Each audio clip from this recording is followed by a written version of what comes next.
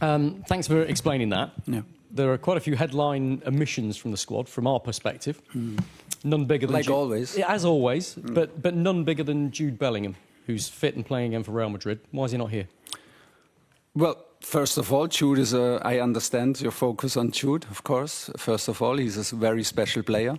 And for special players, there can always be special rules. I get this.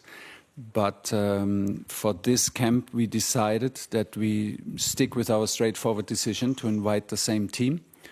That applies also then for Jude. He deserves always to be in camp. I think there's an extra layer, or like there's on top of it the situation that he has not gathered fully rhythm yet at Real Madrid. He is back in the team. He hasn't finished one full match until now. He has only started one match. So he is at the moment in the period where he gets his rhythm, where he gets back to full strength. There is this extra layer into decision, but the decision stayed for this camp. So just to be clear, there's no fitness issue apart from maybe conditioning and his lack of games. He could have been called up. You could have selected him. Yes, and he wanted to be called up. We had a phone call. There was no issue from that side. He just lacks rhythm. He hasn't finished one complete match, like I said.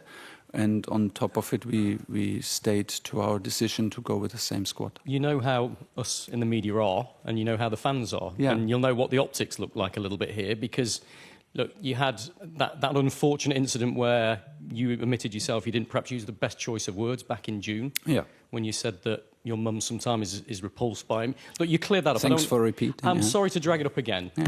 And you know, you explained English isn't your first language and you'd have used the words differently. Good. But then you've also stressed today that the mood in the camp was great last time. In the most recent has camp. Nothing to do. One has nothing to do with the other. I suppose that's what I'm asking, because you can see how people will start thinking, is there a problem between Thomas Tuchel and Jude Bellingham here? No, there's also no problem between me and Phil Foden. There's no problem between me and Jack Grealish. Very special players. Phil is back to influencing games, deciding games for Manchester City. Jack is very close to be the best version of himself. Very special player, very special character.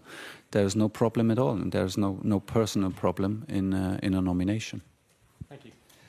Hi, Thomas. You just touched on it there. Jack Grealish and Phil Foden both getting back to their best form. And you said there's a way back through performance into the squad. What would they have to do to make that step to break back into the squad? Just keep on pushing.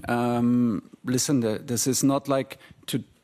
It is a decision for this camp. It was, like I said, it was the best camp in terms of team spirit, in terms of and teamwork.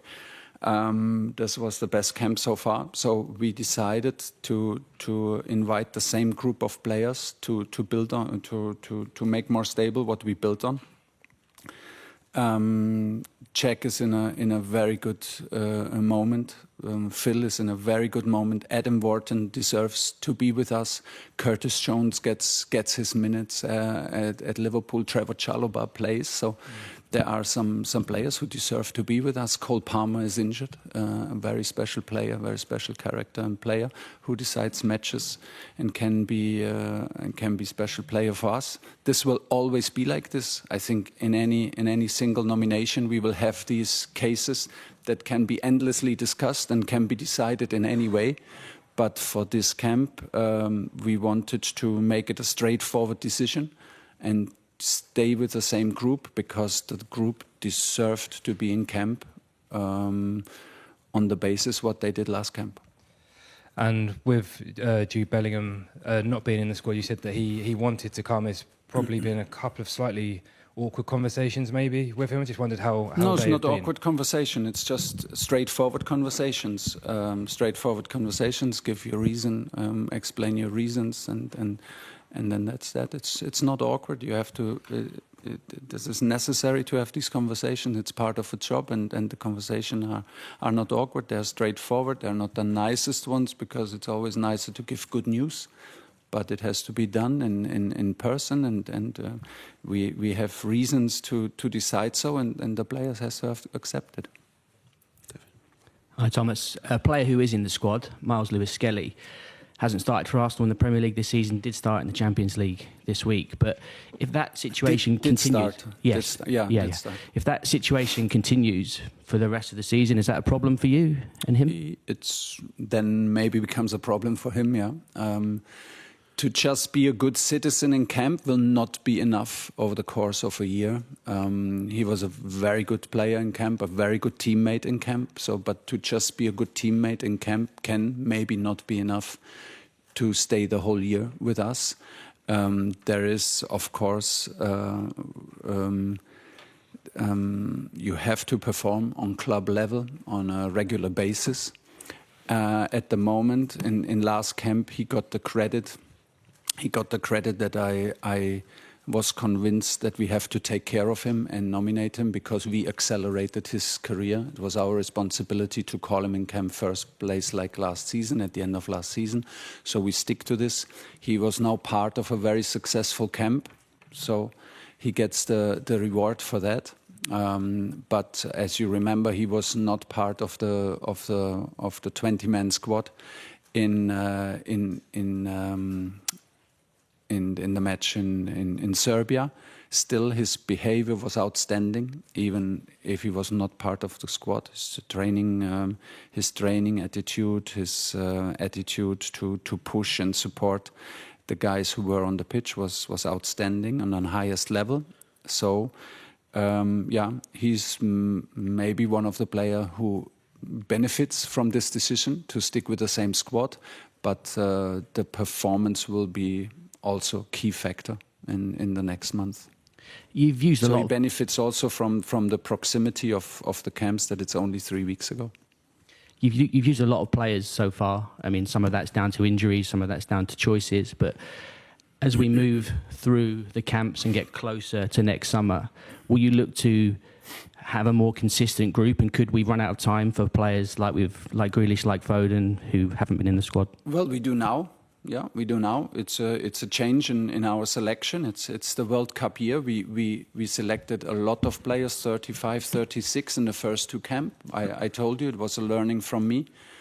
We reached a new level. We reached new standards for ourselves in the last camp, in the way we and I think it was clearly visible in the match at Serbia, for our fans and for us, in the way we played and the way we won. And so the question is also, why not to pick the same players? Why not to pick the same squad if they are available? So they have to prove again. They have to prove the point again. The pressure is on the players who want to be in camp, but the pressure is always on the guys who are selected. They set the standards. Now they have to make sure that these standards become more stable, and this is the chance that they have. James. Hi, Thomas. Sort of following on from that, is it important therefore then that sort of all the players know there are no guarantees, that nobody's guaranteed a place in any of your squads? They have to earn it every single time. Yes, 100%. There are no guarantees. Yeah, because I think there've been times in the past where it's felt as though some England players have just got in on reputation. But you're kind of making that clear that's just not going to happen under you. No, you can be like you can have a tough spell in your club, but you can be reselected because what you did with us and for us. This is possible. It can be also the other way around, that it was maybe a tough camp for you, but you're performing outstanding. I think every case stays individual, but. Yeah, if we say the competition is on, then the competition is on. We cannot say like for 80% of the squad the competition is on, but for 20% it's not on. It's on. It's on. The competition is on. The team did very, very well and deserve to be in camp again. And you've mentioned obviously the importance of team spirit a lot, which must be quite difficult to harness that when you see the players, for a few days, then you don't see them for a while, then you see them again. So how sort of delicate is that team spirit for you? Everyone tells me, and it's my experience so far, that in international football it becomes even more relevant to the team spirit. I believe strongly that it is maybe the most important thing, even also in club football, but for sure in international football. So this group set the standards in the last camp and deserve to be in camp. Yeah, the team spirit is the key factor. In the end, we want to go to a tournament. We have to qualify first. We want to take our steps until there. We want to develop something special.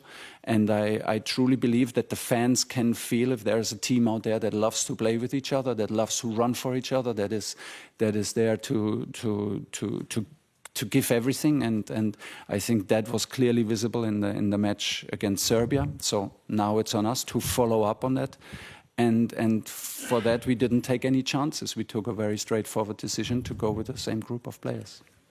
Henry. Hi, Thomas. Jude Bellingham's just been voted England's Player of the Year by the supporters. He kept England in the last tournament with his amazing goal against Slovakia. Can England win the World Cup without Jude Bellingham?